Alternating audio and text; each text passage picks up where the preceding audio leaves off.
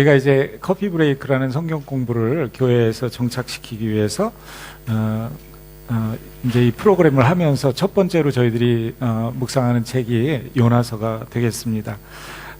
그래서 생각을 하면서 요나서를 강의하면 우리가 함께 좀 도움을 받을 수 있겠구나, 이런 생각을 하게 되었습니다. 그래서 오늘부터 우리는 요나서를 통해서 여러분과 제가 하나님의 음성을 듣기를 원합니다.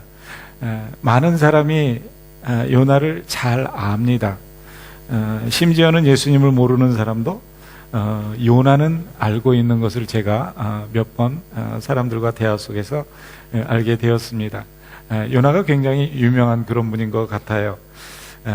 요나는 무엇을 대표하는 사람이죠? 불순종을 대표하는 인물로 인용이 되는 것 같습니다. 아마 여러분들도 요나를 잘 아실 것으로 생각이 됩니다. 이번 설교 시리즈를 통해서 여러분들이 개인적으로 요나를 다시 한번 만나실 수 있으면 좋겠다는 생각이 듭니다. 요나 속에 있는 나를 발견하도록 노력하는 그런 시간이 되기를 바랍니다.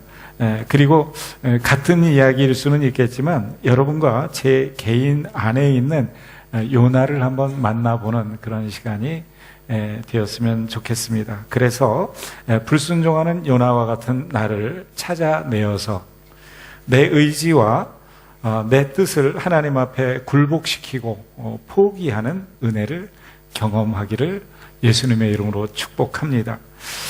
아무도 아멘을 별로 안 하시는데 그러지 않기를 여러분들이 다시 마음을 정하시면 나는 절대로 순종하지 않을 거야, 뭐 이러시는 것 같은데 그러지 않으시기를 예수님의 이름으로 축복을 합니다. 그래서 하나님의 계획과 비전을 깊이 내 삶으로 끌어들이고 수용하면서 순종해서 하나님의 마음을 흡족하게 하는 하나님의 사람들이 우리 한번 되어보도록 다시 성령의 은혜를 구하십시다. 요나서를 해석하는 방법에 대해서 먼저 간단하게 말씀을 드리고 시작하는 것이 우리 모두에게 도움이 될 것 같습니다. 요나서를 해석하는 학자들의 그 이론은 몇 가지가 있는데 첫 번째는 비유적으로 해석을 하는 것입니다. 어떻게 해석한다고요? 비유적으로 해석을 하는 것입니다. 유대주의의 이방인에 대한 배타적인 태도를 비판하고 지적하는 것을 이제 주로 하는 해석입니다. 니느웨 성은 하나님의 복음을 통해서 각성을 기다리는 비유대적인 세계를 나타낸다고 비유적으로 이 말씀을 보는 겁니다. 다시 말하면 유대인 외에 이방 세계를 나타내는 게 니느웨다라고 생각하는 거죠. 다시 말하면 이런 유대주의의 배타적인 모습을 넘어서서 죄를 회개하고 돌아서는 이방인들에 대한 하나님의 자비와 긍휼을 보여주는 것이 요나서다, 이렇게 보는 시각입니다. 그게 첫 번째로 비유적으로 보는 거고요. 둘째로는 풍유적으로 보는 해석이 있습니다. 요나를 하나님의 진리를 선포하는 이스라엘의 선교적인 사명과 동일시하는 거예요. 이스라엘에게는 이방인 선교의 사명이 주어졌는데 이스라엘이 그 사명을 감당하지 않았다는 것입니다. 그래서 이방 나라인 바벨론을 하나님께서 사용하셔서 이스라엘을 포로로 잡아 가셨다는 거죠. 그리고 그 바벨론이라는 큰 물고기에 이스라엘이 삼켜지게 되었는데 나중에는 포로 귀환으로 돌아와서 자기 땅으로 돌아오지 않습니까? 그것이 마치 이 요나가 뱃속에 갇혀 있다가 토해냄을 받아서 다시 살아나게 된다라고 이렇게 해석하는 그 해석 방법을 풍유적인 해석 방법이다, 이렇게 이야기를 합니다. 첫 번째는 무슨 해석이라고 그랬죠? 비유적인 거고, 두 번째는 풍유적이다, 이렇게 말씀을 드렸고, 세 번째는 역사적으로 보는 시각이 있습니다. 요나가 이 사건은 직접 체험한 사건이다라는 거예요. 그래서 아브라함의 자손인 이스라엘을 통해서 이스라엘을 구원하시고 그 세상을 복을 이스라엘을 통해서 흘려보내서 그 복을 나누어주는 이스라엘의 선교적인 의무를 보여준다. 역사적으로 그것을 보여준다라고 해석하는 이런 방법이 역사적인 해석 방법인데, 이렇게 들어보니까 또 세 가지 다 그럴듯하고 일리가 있죠. 그죠? 다 일리가 있는 것 같아요. 그런데 성경을 해석하는 그 원칙 중에는 아주 중요한 몇 가지 원리들이 있습니다. 그 중에 제일 중요한 게 아마 제가 생각할 때는 성경을 해석하는 거. 성경을 해석하는 방법이 제일 좋습니다. 무슨 얘기냐면, 예를 들어서 창세기에 나타나는 가인과 아벨의 제사가 있잖아요. 그러면 예전에 목사님들이 말씀하실 때 동물의 희생 제사를 안 드렸기 때문에 가인의 제사는 안 받으셨다 이렇게 말씀하시는 분도 계시고, 그러다 보니까 거기에는 피가 포함되지 않아서 피의 제사가 아니니까 안 받으셨다 이런 말씀도 하시지만, 그것이 뭐 전혀 의미가 없거나 틀린 말은 아니지만 나중에 그 말씀, 구약에 있는 말씀이 우리 히브리서 11장에 가면, 믿음장에 가면 뭐라고 말하죠? 이 가인이 아벨보다 믿음을 담지 않은 제사를 드렸기 때문에, 아벨이 더 나은 믿음의 제사를 드렸기 때문에 아벨의 제사를 받은 것을 이야기하죠. 그래서 구약에 나왔던 좀 모호한 부분들이 신약에서 해석되어지는 그런 것들을 경험하게 됩니다. 그래서 성경을 해석하는 게 제일 좋다, 이렇게 원리를 우리들이 알고 있으면 좋습니다. 그리고 나서 이제 이 하나님의 말씀은 성령의 감동으로 쓰여진 것이기 때문에 이 성경을 해석할 때에는 성령의 조명과 도움을 받아서 해석하는 것이 좋습니다. 그리고 또 한 가지는 하나님 말씀이지만 기록된 거는 인간의 문자로 기록이 되어 있으니까 언어적인 이해와 해석을 정확하게 하면서 언어적 해석이 필요한 거예요. 그래서 저희들은 신학대학에 가면 제일 먼저 하는 게 히브리서하고 헬라어를 배웁니다. 그리고 저희 같은 경우 이렇게 설교를 준비할 때는 히브리서 성경하고 헬라어 성경을 이렇게 참고를 하면서 성경을 해석하고 설교를 준비하게 됩니다. 그뿐만이 아니죠. 이 성경책은 역사적인 배경, 시대적인 배경, 문화적인 배경, 사회, 정치적인 배경, 여러 가지 그런 환경 속에서 쓰였기 때문에 그러한 시대적이면서 문화적이면서 정치적인 문맥을 이해하면서 해석할 때에 바르게 해석할 수 있다, 이렇게 이야기를 하죠. 그리고 또 이제 보면 이단들이 잘하는 게 뭐냐면 단어 하나나 또는 요절 하나를 뽑아서 그거를 자기들의 이론을 합리화시키는 데 사용을 합니다. 그거는 굉장히 위험한 성경 해석 방법이고, 어떤 한 요절이나 말씀이 있을 때 그 예수님이나 아니면 하나님께서 말씀하실 때 앞뒤 문맥을 보면서 해석하는 거, 이게 원리가 되겠죠. 이런 것들이 여러 가지가 있는데 지금 신학 강의를 하는 거는 아니고요. 우리가 이제 앞으로 요나서를 계속해서 여러분들이 성경 공부를 해 나가야 되고, 그러기 때문에 이제 기초적인 바탕을 좀 깔기 위해서 말씀을 드리는 거예요. 그러나 이런 그 해석 방법보다 더 중요하다고 생각되는 게 있는데, 그게 뭐냐면 이러한 사건을 우리 예수님은 어떤 시각에서 바라보시느냐, 이게 더 중요한 것 같습니다. 예수님께서 이 요나의 사건을 어떻게 해석하시고 적용을 하시는가 하는 거, 이게 굉장히 중요하지 않습니까? 마태복음 12장에 보면 서기관들과 바리새인들이 예수님께서 귀신을 축사하면서 기적과 이사를 베푸는 것을 목격합니다. 그런데 이 바리새인들과 서기관들은 예수님이 이 귀신을 축사하는 그 권세가 예수님을 메시아로서 인정하기에는, 자기들이 볼 때에는 좀 부족하다는 거예요, 쉽게 말하면. 그러면서 이거 당신이 귀신도 쫓아내고 병도 고치고 그러는데, 당신이 메시아고 또 당신이 하나님의 아들이라는 그 신적인 이런 신뢰를 주기에는, 어떤 보증을 주기에는 좀 우리들 입장에서는 부족합니다라고 말하는 거예요. 그런데 그 예수님께서는 그런 것들을 뭐라고 말하냐면 불신앙과 또 그들의 완고함, 마음의 완고함으로 이렇게 그것을 증명하는 것이라고 우리 예수님께서 비판을 하십니다. 그런데도 불구하고 그들은 더 확실한 표적을 구하는 모습을 보게 되죠. 그때 우리 주님께서 마태복음에서 인용하는 게 바로 이 요나의 사건입니다. 여러분들 중에 기도하는 분들이 기억하시는 분들이 많이 계실 것 같아요. 예수님이 그 바리새인들과 서기관들을 향해서 뭐라고 말하냐면, 악하고 음란한 세대가 표적을 구하나 요나의 표적밖에는 보일 표적이 없느니라. 요나가 밤낮 사흘을 큰 물고기 뱃속에 있었던 것 같이 인자도 밤낮 사흘을 땅속에 있으리라.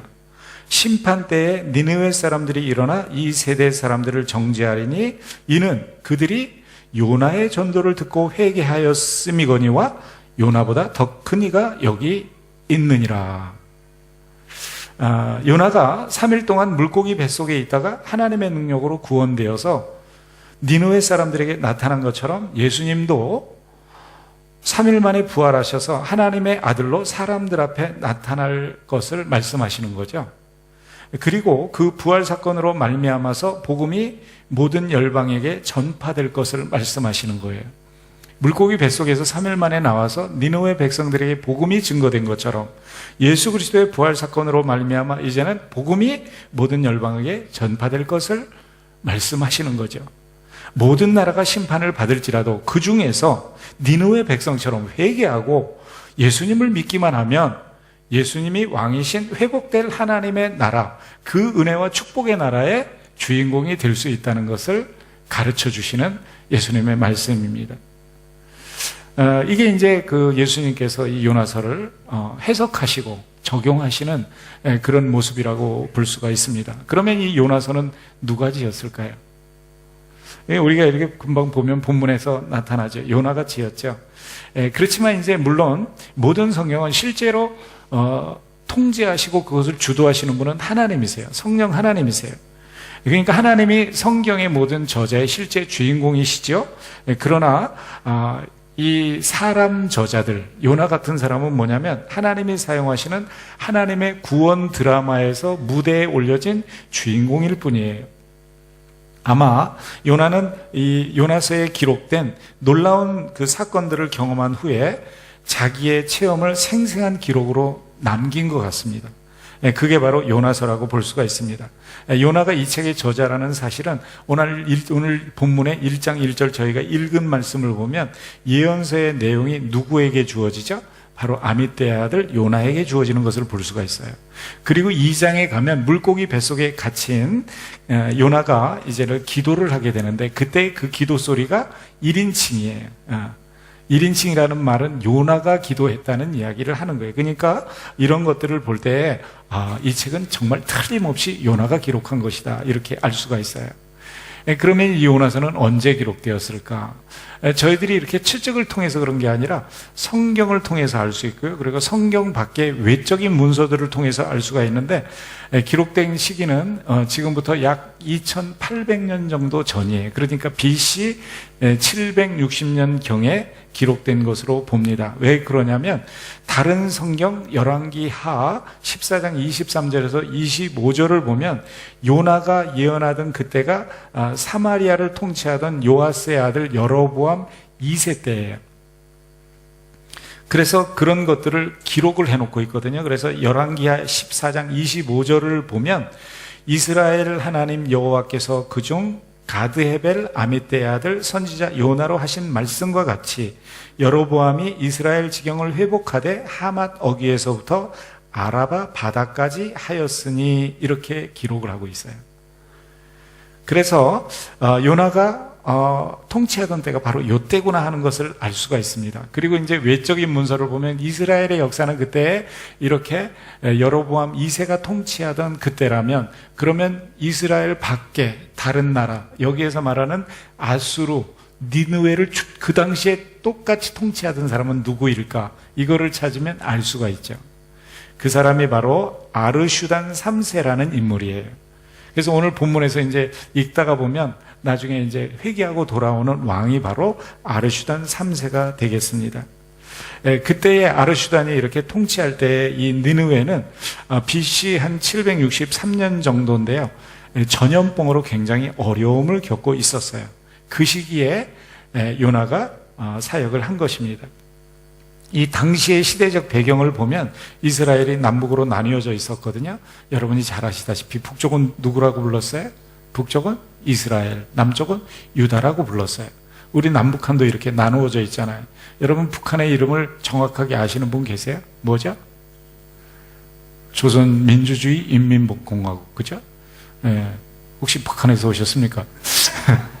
예, 그렇습니다. 조선민주주의 인민공화국. 남한은 뭐라고 부르죠? 대한민국이라고 이렇게 부릅니다. 그 마찬가지죠. 그래서 요나가 활동하던 시기에 북이스라엘은 다메섹을 속국으로 삼았어요. 그래서 굉장히 황금기를 구가하던 그런 시기였습니다. 그리고 이스라엘의 사람들 사고 속에서는 자신들이 믿는 이 야훼 하나님이 온 세상을 위한 하나님이라고 믿기보다는 자기 자신들만을 위한 민족적인 하나님으로 생각을 했습니다. 그러다 보니까 생각이 편협해지고, 그리고 이방인들에게 하나님의 은혜를 전하기를 꺼려했어요. 그들은 구원받을 가치가 없다고 생각하는 거예요. 게다가 우리들만 선택을 받았고 우리들만 사랑을 받을 자격이 있다고 생각을 했습니다. 이것은 이제 우리가 보게 될 요나의 태도 가운데 잘 나타나게 되는데, 이제 나중에 3장에 보면 명확하게 드러나죠. 게다가 이때 어떤 사건이 있었냐면, 아수르가 오랫동안 이스라엘의 원수였어요. 왜냐하면 BC 722년에 이 아수르가 이 이스라엘을 속국으로 삼아요. 그래서 식민지로 삼습니다. 여러분, 우리가 일제시대를 생각해 보십시오. 피지배국으로서 얼마나 많은 시련을 겪었겠습니까? 그런데 하나님께서 뭐라고 말하냐면 그 나라에 가서 복음을 전하고 하나님의 은혜를 전하라는 거예요. 요나는 상식적으로 이해가 되지 않는 거예요. 오늘날 저희도 식민지 때를 기억하면 우리는 일본 사람들에 대해서 나는 경험하지 않았어도 어떤 생각이 들어요? 괜히 거기까지 가서 그 사람들을 사랑해야 돼? 복음을 전해야 돼? 뭐 이런 생각을 할 수가 있지 않겠습니까? 그래서 이런 배경에서 요나서를 기록한 하나님의 목적을 생각해 볼 때에 요나서를 정확하게 이해할 수 있다는 거예요. 그냥 본문으로 들어가서 이런 배경 설명 없이 또 지식 없이 들어가게 되면 그냥 자칫하면 하나님께서 우리에게 진짜 말씀하고 싶어하는 그 내용을 놓칠 수도 있다는 것이죠. 자, 그렇다면 이러한 배경 속에서 하나님께서 이 말씀을 기록해서 저희들에게 오늘도 읽게 하고 우리의 삶에 정요하게 하는 그 목적이 무엇이냐 하는 것을 생각해 볼 필요가 있겠죠. 그 목적의 첫 번째는 이 하나님의 사랑은 온 세계를 향한 것인 것을 깨우쳐 주기 위한 거예요. 왜냐하면 하나님은 전 세계를 통치하시는 우주적인 하나님이시잖아요. 그래서 구원의 범위가 이스라엘 한 민족에게 또는 한 국가에게 제한된 것이 아니라는 거예요. 이런 폐쇄적인 구원관이 깨어지고 이방인에게까지 구원이 임해야 된다라고 계속해서 오늘 본문을 통해서 저에게 말씀하시는 거죠. 그러니까 하나님의 사랑은 인류 모두를 향해서 보편적으로 열려 있는 거예요. 왜냐하면 우리 하나님은 모든 열방과 모든 민족의 하나님이시기 때문에 그런 거예요. 그리고 두 번째는 뭐냐면 이 택한 받은 민족으로 선교를 게을리하는 이스라엘의 그 배타적인 태도, 또 민족적 이기주의, 이런 것들을 하나님께서 야단치는 거예요. 너희들 그러면 안 된다는 거예요. 요나서 전체에 걸쳐서 이런 국가와 민족을 초월해서 이방인들을 구원하시고자 하는 하나님의 자비와 계획을 저희들한테 확인하게 해주는 말씀, 그게 오늘 본문의 목적이라고 볼 수가 있는 거죠. 그래서 이스라엘을 부르신 하나님의 목적은 바로 이 하나님의 관심을 이스라엘 너희들의 관심으로 좀 가져줬으면 좋겠다는 거예요. 하나님의 관심을 너희의 관심으로 받아들여야 된다는 거예요. 그리고 이 하나님의 구원의 사랑을 전하는 소명적 역할을 네가 이해하고 깨닫고 행해야 된다는 것을 말씀하시는 거죠. 택함 받은 자들은 열방을 선교할 사명이 있다는 거예요. 구원받은 사람은 구원을 전할 사명이 있다는 것을 이야기하는 거예요. 이게 두 번째죠. 그리고 세 번째는 오늘 이 전체적인 요나서에서 보여주는 게 뭐냐면 심판과 회개의 관계를 가르쳐줘요. 참된 회개는 하나님의 진노를 돌이킬 수가 있다 없다? 있다는 것을 이야기하는 거예요. 아무리 악한 자라도 하나님이 심판의 회초리를 들고 계시다 하더라도 참된 회개를 하면 그 회초리를 놓고 용서하시는 하나님을 보여주는 거예요. 그래서 회개의 말씀을 선포하도록 요나에게 촉구하는 거죠. 성경에 보면 우리가 신약에서 보면은 세례 요한이 첫 번째로 했던 설교가 뭐냐면 회개하라 천국이 가까웠느니라. 마태복음 4장에 보면 예수님이 세례 받으신 다음에 광야에서 시험을 이기시고 나오셔서 첫 번째 했던 설교가 뭐예요? 그것도 회개하라, 천국이 가까웠느니라 했어요. 그래서 회개를 촉구함으로 하나님의 진노에서 피할 것을 말하는 거예요. 그러므로 이 진노와 심판의 소식은 반드시 외쳐져야 되는 거예요. 그래야 사람들이 죄와 악에서 돌아서고 구원이 임하게 되는 거예요. 회개의 선포를 통해서 왕국은 확장되고 회개의 선포를 통해서 잃어버린 영혼은 구원을 얻게 되는 거예요. 그래서 외치고 전해야 되는 거예요. 그래서 바울 사도는 이사야서 52장을 인용해서 로마서에서 이런 이야기를 합니다. 누구든지 주의 이름을 부르는 자는 무엇을 얻으리라? 구원을 얻으리라. 그러나 저희가 믿지 않는 이를 어떻게 부르겠느냐? 듣지 못한 사람을 어떻게 믿겠느냐? 전파하는 사람이 없는데 어떻게 듣겠느냐? 보내심을 받지 아니했는데 어떻게 전파하겠느냐? 기록된 바 좋은 소식을 전하는 자들의 발이여 함과 같으니라. 여러분, 그렇습니다. 하나님의 심판을 외치는 것은 곧 하나님의 구원을 외치는 거예요. 지옥을 외치는 것은요, 곧 천국을 사모하게 만드는 거예요. 하나님의 진노를 외치는 것은 곧 하나님의 사랑과 은혜를 외치는 거예요. 역설 같지만 이게 사실이에요. 여기까지 어떻게 보면 서론적인 지식이라고 볼 수가 있습니다. 이렇게 서론적인 지식을 가지고 오늘 주어진 본문을 간단하게 좀 살펴보았으면 좋겠습니다. 오늘 여러분들이 지난주에 커피 브레이크에서 하신 것처럼 1절에서 3절 말씀에 주제는 뭐냐면 소명과 도피예요. 도망가는 거죠. 소명이 있는데 콜링해서 도망가는 거예요. 그리고 제 설교의 제목은 오늘 본문에 나오는 대로 여호와의 얼굴을 피하려고입니다. 오늘 본문에서 보여주는 첫 번째 메시지는 다가오시는 하나님이에요. 다가오시는 하나님. 우리 한번 따라해 볼까요? 다가오시는 하나님. 예, 오늘 본문은 요나에게 다가오시는 하나님을 보여줍니다. 하나님이 우리에게 먼저 다가오십니다. 자, 그렇다면 하나님은 어떻게 다가오실까요? 하나님은 말씀으로 다가오십니다. 사람도 그렇지 않습니까? 어떤 분이 저한테 다가오실 때 말씀을 하셔요.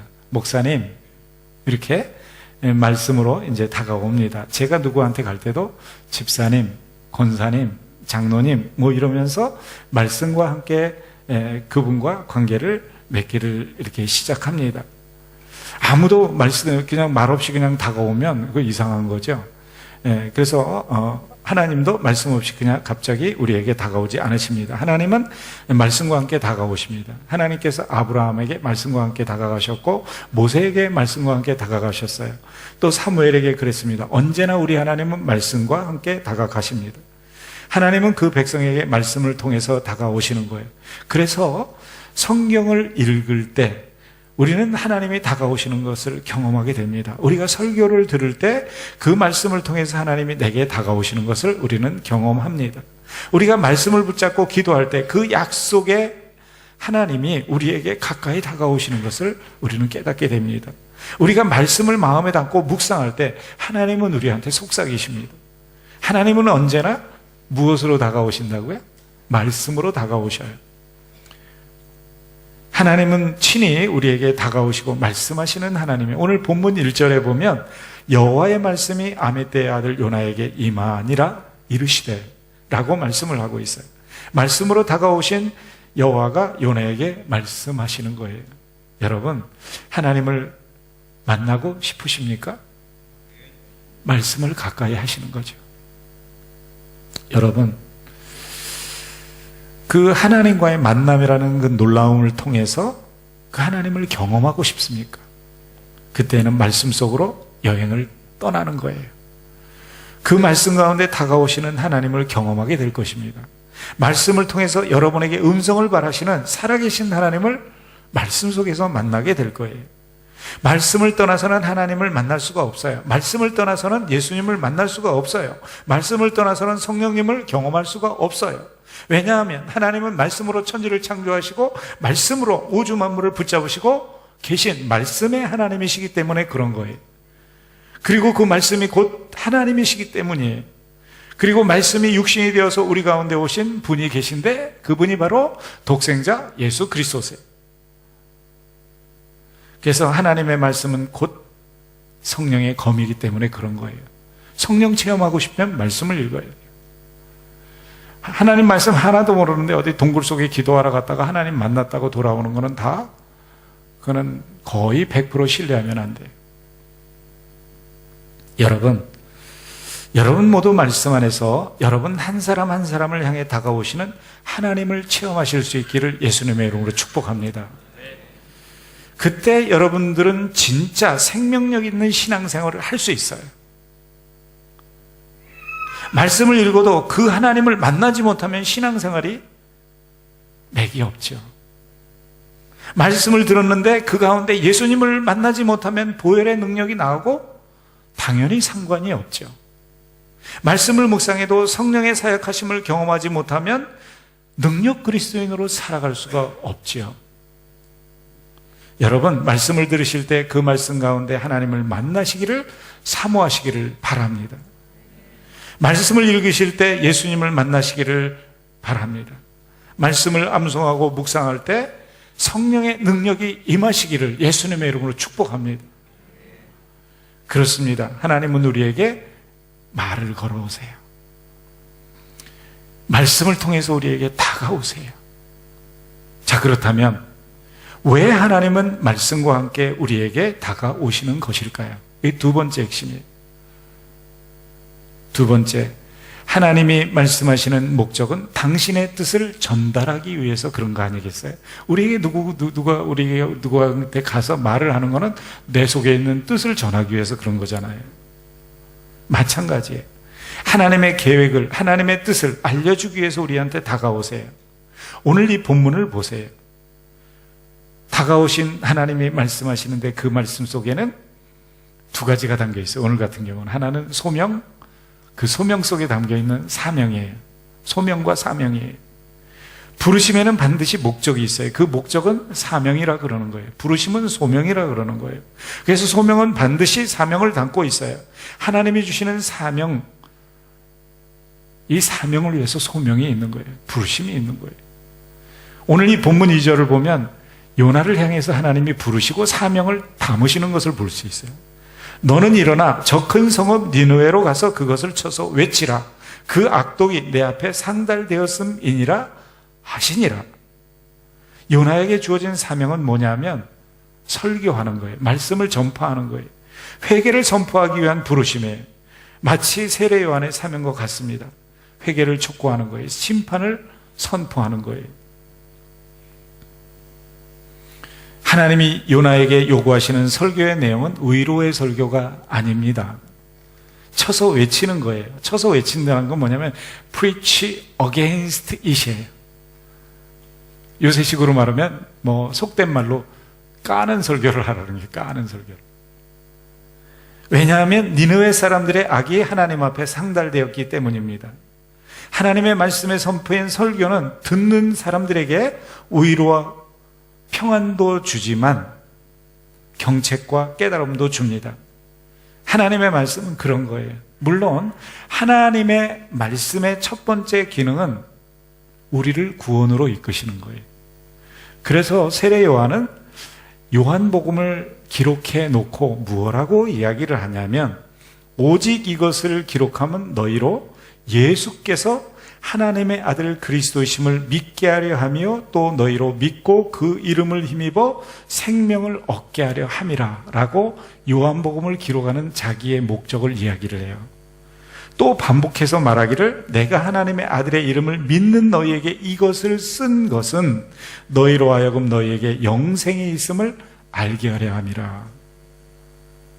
바울 사도가 디모데에게 똑같은 말씀을 합니다. 내가 어려서부터 성경을 알았나니 성경은 능히 너로 하여금 그리스도 예수 안에 있는 믿음으로 말미암아 구원에 이르는 지혜가 있게 하느니라. 구원에 이르게 하는 게 이게 첫 번째 목적이에요. 그런데 바울 사도가 이어서 두 번째를 이야기합니다. 뭐라고 말하냐면 모든 성경은 하나님의 감동으로 된 것으로 교훈과 책망과 바르게 함과 의로 교육하기에 유익하니 이는 하나님의 사람으로 온전케 하며 모든 선한 일을 행하기에 온전케 하려 함이니라. 자, 이게 뭐냐면 하나님의 말씀의 두 번째 기능은, 첫 번째는 구원에 이르게 하는 거고, 두 번째는 하나님의 사람을 온전하게 하는 게 두 번째 기능이에요. 그리고 이 온전하게 하는 방법이 여러 가지가 있는데, 그 중에 하나가 말씀을 통해서 책망하는 거라는 거예요. 그것을 오늘 본문에서 하나님께서 무엇하고 말씀하시냐면, 그들의 악독을 쳐서 외치라는 거예요. 악독을 쳐서 외치라. 여러분, 우리는 말씀을 들으면 위로를 받습니다. 우리는 격려를 받습니다. 평안을 얻습니다. 은혜를 깨닫습니다. 그러나 죄가 있을 때는 그 말씀을 들으면서 죄를 깨닫기도 합니다. 악이 있을 때는 악을 깨닫기도 합니다. 눈물을 흘리기도 하고 회개를 하기도 하고 가슴을 치면서 통곡을 하기도 해야 합니다. 그래서 초대교회 베들교회에서 베드로의 설교를 들었던 예루살렘 성도들이 이야기를 합니다. 형제들아, 우리가 어찌할꼬? 영적 각성과 통해가 일어나는 거죠. 이게 말씀의 운동력이에요. 이게 말씀의 권세예요. 이게 말씀을 타고 역사하는 성령의 검 같은 역할이에요. 그리고 이게 말씀을 진정 사모하며 듣는 자의 영적인 상태가 되어야 되는 거예요. 이게 진정 하나님의 말씀으로 날마다 거듭나는 성도의 성장되는 모습이에요. 여러분은 어떻습니까? 말씀을 들으면 여러분 속에서 변화가 있습니까? 때때로는 놀라고, 때때로는 듣기 싫고, 때로는 도망가고 싶고, 내 치부가 드러나서 부끄럽고, 어떤 때는 힘이 나고, 어떤 때는 다시 한번 시작해 봐야 되겠다는 어떤 용기가 돋고, 이런 다양한 것들이 여러분 속에서 일어나야 되는 거예요. 이게 진짜 말씀을 사모하며 듣는 사람들의 영적 상태예요. 정말 하나님의 말씀으로 날마다 거듭나는 성장하는 성도의 모습이에요. 말씀을 들으면서 이런 일들이 여러분 속에 일어나시기를 예수님의 이름으로 축복합니다. 하나님은 의로와 은혜의 하나님이시면 죄와 악을 향해서 분노하시고 심판의 칼을 준비하시기도 하시는 하나님임을 우리는 기억해야 합니다. 그러나 하나님은 이 분노와 심판을 쏟기 전에 반드시 하시는 일이 있어요. 그게 뭐냐면 말씀의 외침을 주시는 거예요. 지적하시고 회개하는 기회를 주시는 거예요. 그러므로 하나님의 심판 예고는 사실은 하나님의 은혜의 다른 표현이에요. 회개 촉구나 심판 예고 자체가 이미 은혜인 거예요. 또 다른 출발로 초청하는 거예요. 하나님의 품과 축복의 장막으로 복귀하라고 하나님이 애타게 호소하시는 거예요. 그게 징계를 선포하는 거예요. 그게 회개를 촉구하는 거예요. 두 번째죠. 그리고 세 번째, 이 말씀을 들었으면 이제 어떻게 반응하느냐가 중요하지 않겠습니까? 오늘 본문을 보면 세 번째 나타나는 모습은 도피하는 요나입니다. 하나님의 말씀이 이미 요나에게 임했습니다. 사명은 주어졌고 가야 되는 곳도 정해졌고 외쳐야 되는 내용도 주어졌어요. 완벽합니다. 요나가 이행해야 할 사명은 하나님이 폭로하신 니느웨의 죄악을 쳐서 외치는 거예요. 요나는 그저 순종만 하면 되는 거예요. 하나님은 요나의 사명 속에 이 죄악의 도성 니느웨를 향해서 은혜를 계획하고 계신 거죠. 쳐서 외치는 거예요. 그러면 그들 가운데 돌아서는 자가 있을 것이고 안 그런 사람들이 있을 거예요. 회개를 촉구한다는 것은 기회를 준다는 거예요. 그런데 이것을 요나가 딱 눈치채는 거예요. 요나가 굉장히 똑똑한 사람이에요. 하나님을 너무나 잘 아는 사람이에요. 그래서 눈치를 챕니다. 요나가 사명으로부터 도피를 합니다. 하나님의 말씀에 불순종하는 거예요. 이유는 뒤에 드러나지요. 요나가 물고기 뱃속에서 3일을 지낸 후에 니느웨 성에서 아주 간단하게 설교를 마지못해서 합니다. 니느웨 왕을 비롯해서 온 백성이 회개에 무릎을 꿇습니다. 그렇게 되니까 하나님께서 그들의 행한 것, 악한 길에서 돌이켜서 회개하는 것을 보면서 그들에게 내리리라고 약속했던 재앙들을 다 취소를 하고 용서를 하십니다. 이 광경을 목격하면서 열받은 건 누구예요? 요나가 열받는 거예요. 지가 설교해놓고 말씀대로 저것들이 회개 안 해? 용서받고 다시 축복의 백성이 되는 것을 보면서 열받는 거예요. 이 광경을 목격한 요나가 하나님의 조치를 심히 싫어하면서 화를 냅니다. 그리고는 말로는 기도인데 굉장히 불쾌하게 하나님을 원망하고 나무라는 기도를 합니다. 하나님, 제가 고국에 있을 때 이렇게 될 거라고 말씀하지 않았습니까? 그래서 제가 빨리 도망을 가서 제가 욥바로 간 거 아닙니까? 하나님께서는 은혜로우시고 자비로우시고 노하기를 더디하시고 인내가 크셔서 뜻을 돌이키셔서 재앙을 내리지 않는 하나님인 걸 제가 알고 있었어요.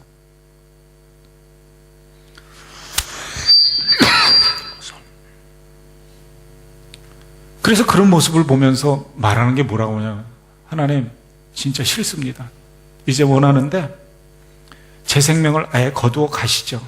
이런 꼴을 보니 정말 사는 것보다 죽는 게 나한테 좋겠습니다. 이게 요나가 하는 말이에요. 니느웨 사람들이 구원받는 꼴 보기 싫어서 사명을 버렸다는 거예요. 하나님의 부르심에 불순종했다는 거예요. 니느웨가 심판에서 벗어나서 구원받는 것을 보면서 차라리 자기를 죽여달라고 강짜를 부리는 요나의 모습이 오늘 본문에 기록되고 있습니다. 요나라는 이름의 뜻은 비둘기라는 뜻이에요. Dove. 이름은 굉장히 온순하잖아요. 그런데 오늘 본문에 나타나는 이 사람의 모습을 보면 고집이 있고 성품이 보통 강한 인물이 아닌 것을 볼 수가 있어요. 하나님의 명령도 내 뜻에 맞지 않으면 필요 없어요. 사명이고 하나님의 부르심이고 자기가 원하는 모습이 아니면 나는 따르지 않겠다는 거예요. 자기에게 맞고 마음에 드는 사역이 아니면 나는 안 하겠다는 거예요. 그래서 어떻게 했습니까? 오늘 본문을 보면 도망자가 되는 거예요. 오늘 본문 3절에 기록을 해놓고 있어요. 요나가 여호와의 얼굴을 피하려고 일어나 다시스로 도망하려 하여 욥바로 내려갔더니 마침 다시스로 가는 배를 만난지라 여호와의 얼굴을 피하여 함께 다시스로 가려고 패싹을 주고 배에 올랐더라. 하나님의 말씀을 무시하는 정도가 아니에요.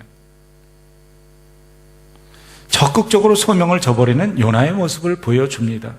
하나님이 정해주신 목적지를 무시합니다. 그리고는 어떻게? 내가 가고 싶은 곳으로 가는 거예요. 내 삶은 내가 결정한다는 거예요. 내 사역은 내가 결정한다. 여러분 이럴 때 혹시 없으십니까? 하나님이 사명을 맡기시는데 자신의 생각과 뜻이 너무 앞서서 거역하시는 경우 없습니까? 하나님의 계획보다 오히려 인간의 생각에 사로잡혀서 하나님의 음성을 무시할 때 혹시 없습니까? 하나님이 내 방식대로 나를 사용하지 않으면 나는 거부하고 싶은 거예요. 내가 볼 때 도저히 가치가 없는 저 사람을 사랑하시는 그 하나님 이해가 되지 않는 거예요. 그런 것들을 보면서 하나님은 불공평하다고 생각이 되는 거예요. 누군가를 바라보면서 저 사람은 하나님이 꼭 심판하셔야 된다고 생각하는 그런 대상 혹시 없으십니까? 하나님의 은혜와 용서가 내게는 너무나 당연히 주어져야 되지만 저 사람한테는 그건 아니잖아요. 이렇게 생각하신 적 없으십니까? 우리는 믿음의 길에서 수없이 많은 주님의 말씀을 듣고 그 가운데 주님의 마음과 뜻을 사실은 깨닫습니다. 요나처럼. 특별히 아직도 예수님을 알지 못하는 사람들을 향한 우리 주님의 관심을 우리는 알고 있습니다. 저는 오늘부터 요나서를 묵상함으로 이 잃어버린 자를 향하신 하나님의 사랑과 그 관심, 이런 것들이 우리 모든 성도들에게 동일하게 느껴지고 관심을 새롭게 하는 기회가 되기를 예수님의 이름으로 꼭 부탁을 드립니다. 모두가 잃어버린 영혼을 향한 하나님의 심장을 회복하시기를 소원합니다. 혹시 우리 안디옥 공동체의 어느 지체 한 사람이라도 우리 주님의 음성이 자기에게 다가갔고 소명이 있었고 사명의 내용이 있는데도 불구하고 욥바 여행사 앞에서 다시생 표를 사기 위해서 서성거리는 초라한 요나의 삶을 사는 분이 없기를 간절히 소망합니다. 나는 사명을 버린 것이 아니라 사명의 대상을 바꿀 뿐이에요. 나는 사명을 버린 것이 아니라 사명의 방법을 조금 바꾼 것뿐이에요 라고 말하는 것. 이게 현대인들이 말하는 방법입니다. 하나님의 음성은 들려오고 잃어버린 자를 향한 하나님의 은혜는 준비되었는데 내가 사명을 저버림으로 주의 일을 그르치지는 않는지 생각해 볼 필요가 있습니다. 여러분, 하나님이 부르시면 즉각적으로 순종하시는 순종의 사람들이 되시기를 축복합니다. 하나님의 부르심에 조건 없이 순종의 반응을 보이시는 것이 믿음입니다. 이 사람은 절대 안 돼.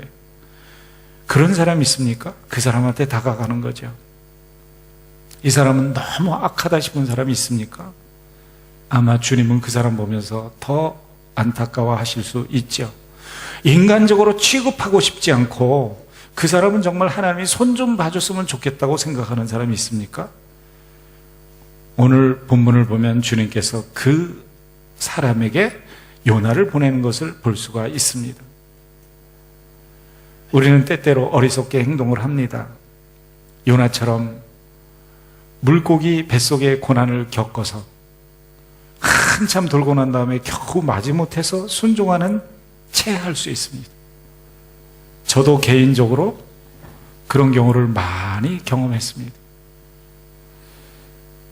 그래서 곧바로 가도 되는 길을 돌아간 적이 한두 번이 아니에요. 순종하면 복인데 불순종해서 매를 맞고 겨우 제자리로 돌아와서 주의 일을 한 적이 많습니다.